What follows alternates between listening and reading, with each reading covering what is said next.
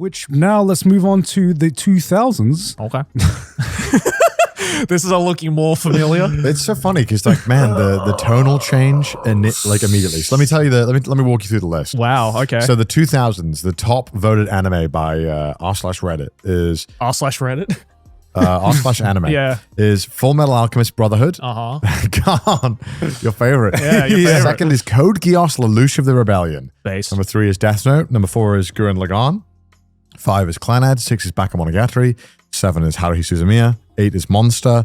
9 is K-On! And 10 is Tora Dora. Now, shit, did I make this list? I will say the immediate like vibe shift. Oh, yeah. It went from 0 anime that included school to like 5 that are about school. Can we just like we appreciate that? Yeah, that is a lot of school-based shows. To go further down, number 11, Naruto. Number 12, Spirited Away. 13, Fully Cooley. 14, Spice and Wolf. 15, Baccano. 16, Gintama. 17, Samurai Champloo. 18, Mushishi. 19, Higurashi. 20, the original Fullmetal Alchemist, then Welcome to the NHK, then Aria, then Black Lagoon, then Ghost in the Shell standalone complex, and finally finishing off with Ouran High School Host Club. Wow. And I would say this is a pretty, as someone who got into anime in this decade and this generation, I would say this is a pretty accurate list of what defined anime, the anime fandom of that decade.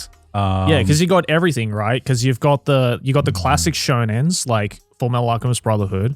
You got the incredible storytelling of shows like Code Geass and Death Note. You have the huge rise of like the romantic genre with like Clannad. Yeah. You got the Moe Blob movement with K-On! You've got the light novel movement with Haruhi and Toradora. Like, it's got everything that anime in the 2000s was known for. Yeah, it's interesting looking back now how many kind of genres that we have to deal with today kind of really kicked off. God, in this period. This is the real Unk Slop, man. This is, I love it, bro. You know, this is Unk Slop. This is Unk Slop, maybe for sure. It's weird because this is when I kind of, this is a lot of anime that I initially started watching when I got into anime. Yeah, but I don't look back very fondly on a lot of these. No, like my immediate kind of like reaction with this list compared to the 90s list was the 90s list has such a powerful identity. Aura, you could say. No, it is not aura. It's like so many kind of like genre defining and like decade defining shows.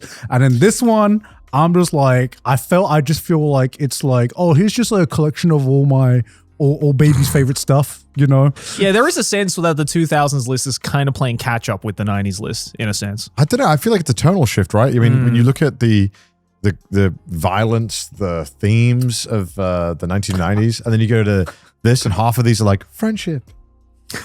I feel like the 90s is already like, look at this list. It's it just feels cooler. You know? Yeah, because Spike smokes. I'm kidding. He smokes. Like, that's actually a so lot of characters in most of these shows smoke. Okay, imagine if every time Light would write a name in the book, he just goes, fuck. Cracks out a Marlboro, right? Fuck, I didn't want to do that, Ryuk, man. Fuck, I don't feel good about it, man. I didn't want to kill that guy.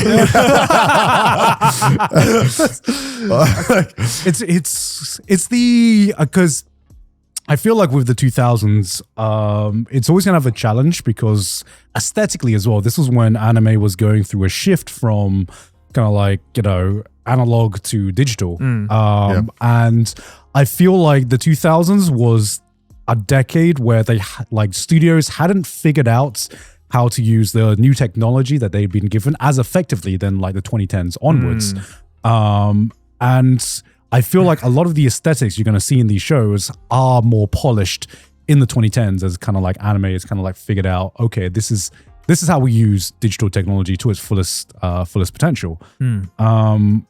Having said that, I'm just looking at the characters and I just like, we went from like some of like the cool fucking Spike Spiegel, like Giga Chads to now it's just like, Damn, some. We literally lot of went teenagers, from, huh? We literally went from absolute cinema to television. Are most of these as well on the later half of the 2000s? Is that Most of them are mid, I would say. really? Okay. Yeah, mid 2000s. Most of them what, Joey? Oh, sorry, mid 2000s. Mid. Let me not truncate that. I mean, mid 2000s. Okay, let's have a discussion about Fullmetal Alchemist Brotherhood. Does Okay. it deserve the GOAT status it had been given for so long? I mean, look, it's fucking good. Like, I don't think anyone can deny. You could be the most jaded anime fan, and you can't say Fullmetal Alchemist Brotherhood is a bad anime. Like, it does what it does very, very well. But looking at this list, I personally would put Code Geass over it. Just in terms of What an edgelord. What an edgelord. wouldn't you agree? I don't know. Is that your anime of the decade? What's your anime of the decade? With the 2000s? Yeah. I need time to think about that. Because I feel like, go back to the top 25. Because I feel like a lot of these can be contenders, Yeah. obviously. And also, there's obviously going to be personal bias and stuff like that too. Like, for example, like Bacano's at 15. I would argue, I would put Bacano in the top 10. Yeah, I would put Bakuno in the top You know? 10 as well. Back in the top 10. Yeah. One of my favorite. Fully Cooley as well for me personally. I'd put it in the top 10. I mean, there are some culture-defining shows here that didn't make the top 10. I would, like, argue, Samurai Champloo in terms of, like, cultural significance. Totally. It basically, has kickstarted what we see now as, like, the lo-fi trend, which is... Yeah, because the Nujibes, right? Yeah. Dude, and I've got the 2 vinyls, and I've been playing, oh my god, non-stop. Yeah. They're going to be worn down. They are so good. They're so good. And I guess, like, yeah, it must have... That opening is iconic, and I feel like definitely helped, at least with the internet, of the proliferation of lo-fi. Yeah. Can't talk. It's just I'm the fucking entire dumb. vibe just became its own thing outside of the anime. Like, there are people who listen to the Samurai Champloo soundtrack or watch the opening or know the characters without ever having seen the show. And I think that just goes to show you the staying power that is, like, the identity of Samurai Champloo, for instance. Yeah. Yeah, shit. It's a bit weird for me that the original Full Metal is in this top 25 because I wouldn't put it in the top 25 I at can't all. believe they did the original personally. Full Metal and then so quickly after did the second. Yeah. That blows my mind. Well, it's because they realized that they were like, this isn't exactly like to the manga. So, obviously, because I am not Japanese. When you were growing up, how big of a deal was Fullmetal Alchemist when you were a kid? Like, It was big, definitely. manga? Yeah, like the manga was obviously, I had school friends who were reading Full Metal pretty extensively and enjoying the anime as well. And it was definitely a big anime in the 2000s. But I feel like much in the same way as, shows like Samurai Champloo or Cowboy Bebop or Fully Cooley, it was definitely more well-known in the West. I feel like the identity that it has become now online is mostly due to its popularity in the West, more so than how it was in Japan, for instance. Because it doesn't feel that popular in Japan. Not particularly, no. I mean, it is definitely popular. Like it's still incredibly at the time, more on the mainstream side of things. As in, like, comparatively to like other shows that seem to have such big staying power and prolific reputation. I feel that's definitely due to the West, kind of adopting Full Metal Alchemist as the gateway anime for a lot of people. They're Right? Shawshank. Yeah, they're Shawshank essentially. I mean, the one thing I thought it always did very well is that it starts off as like this really kind of, it's quite dark, right? With the I'm dying, but then it quickly lulls you into a false sense of security. You're like, oh, it's going to be like a fun little kid anime, and then the Chimera episode happens. You're like, oh god, and then like people start dying. Like, oh shit, okay, wait, this is like way deeper than I think it's going to be, or how it's going to appear. And I think it did a great job of kind of almost the arc that you would go through as a non-anime viewer watching anime for the first time, where you're like, this is cartoon, this is for kids. And you're like, oh, okay, yeah, it's like that too. And then suddenly when you get into the show, you're like, oh god, there's some really fucking heavy things going on here. Yeah, funnily enough, actually, now that I'm kind of thinking back to it, like, I feel like in the time that Full Metal Alchemist Brotherhood came out, like the anime, at least in the Japanese anime fandom in Japan, I feel like shows like Haruhi and like even Lucky Star were more prolific and more well-known and more well-established than Full Metal Alchemist Brotherhood, because I think at the time, shows like Haruhi and Lucky Star were definitely were shows that were made specifically for that audience, right? Like, not very many people outside of the otaku community in Japan were watching shows like Haruhi or Lucky Star at the time, right? But Fullmetal Alchemist Brotherhood was, I think, in a lot of otaku's minds, a great show, yes, but also it was the shonen formula being done in the new generation or the new decade, if you will, which is not a bad thing because obviously, you know, as we can see here, the formula fucking works. But I definitely think it was more renowned and bigger in the West as the gateway anime, if you will. So, but like, I'm not complaining about it being at the top. Yeah, it's a good show, you know.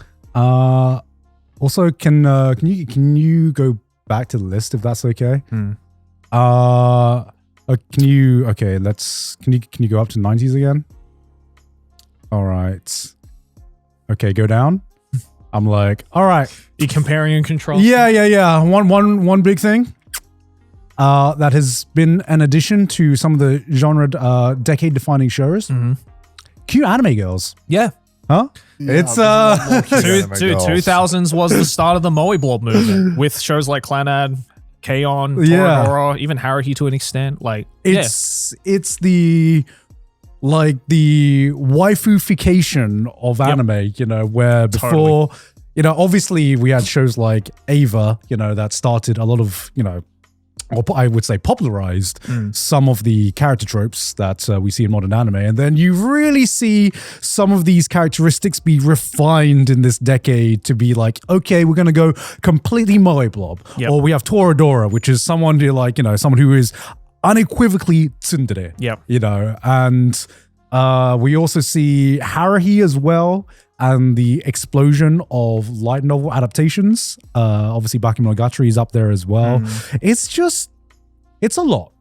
Yeah, and I feel the reason why all these shows became popular in the 2000s was, at least in Japan, it was the meteoric rise of, you know, sites like Nico Nico that were taking a lot of shows like Haruhi, like K-On, like Toradora, like Bakemonogatari or Clannad, and were like either memeing the fuck out of it or were just in constant rotation of discussion on the internet and the online Japanese otaku community, because they were finally like, oh, we can actually talk about like cute anime girls now, yay. And it'd be a safe space because we're anonymous on the internet, you know. in a weird way, that is what happened. As a fan of Bakemonogatari, Jerry, would you recommend it to people nowadays, or do you think it's kind of a tough watch to get into? It wouldn't be okay if, for example, someone came up to me and was like, "I've never seen anime before." Yeah, you know, come on, Bakemonogatari. Yeah, really solid first. I wouldn't be like, check out K-On, Bakemonogatari, and Haruhi. I wouldn't say that. You know, I would definitely, before anything, recommend like Brotherhood, Code Geass, Death Note, even Monster. You know. I love Monster. I wish it was higher. Yeah, I agree. I think Monster should be a lot higher. But like, you know, those would definitely be the easier ones to get into. And then if they fuck with that, then I would start to recommend, you know, maybe the Haruhi. You gotta pass the check. Yeah, you gotta pass the normie check, you know? You gotta pass do you even fuck with this animation at all? Like at the base level. Like let's build the foundation first before I start to take you up to the upper floor. Here's the thing. How many of these shows that are currently on the list right now would you think you could recommend to the modern anime fan over them watching stuff that is coming out right now? Over them watching it? Yes. Because that means it needs to be good enough for them to ignore what's current to be like, okay, I have to go back to experience this. I mean, top 4, I would say. Fullmetal Alchemist Brotherhood, Code Geass, Death Note, and Gurren Lagann. I mean, I think the issue is that stuff like Bakemonogatari and Toradora, even to an extent, is that these shows that focus less on classic shonen or thriller aspects are a lot harder to recommend to people who are kind of getting into it, because they're you know, I think we're spoiled with the pacing and the level of action and hype that we get in these newer shows. I can't convince the average JJK fan or, you know, Dragon Ball Z fan to go and watch Clannad and Bakemonogatari, but I could probably convince them to watch Code Geass or Full Metal. You know? Yeah, I feel like the problem with a lot of these shows, and it hurts me to say this because these are the shows that got me into anime, is that I look at this list now, and for like, I think about half of this list, I'm like, there's like I think there were like modern iterations of shows that hit that same emotional beat that the show was going for, but they've kind of like had time to refine it. Sure. Like, let's say Haruhi Suzumiya, for example. The more time goes on, the more I'm like, I don't know how well this is aged compared to some modern anime. Because I think I watched like a few episodes of like Haruhi like last year, and I'm like, damn, was she always this insufferable sometimes? Yes, she was. She was. I was like, gun to my head, if you were like, Connor, you have to watch Clanad and Haruhi Suzumiya right now, I'd be like, pull the trigger. Like Haruhi is a rough watch when you're not 15. It's tough because it's only like slightly charming if you're young. Like it's like now we're like, bitch, shut the fuck up. And Clanad as well, like.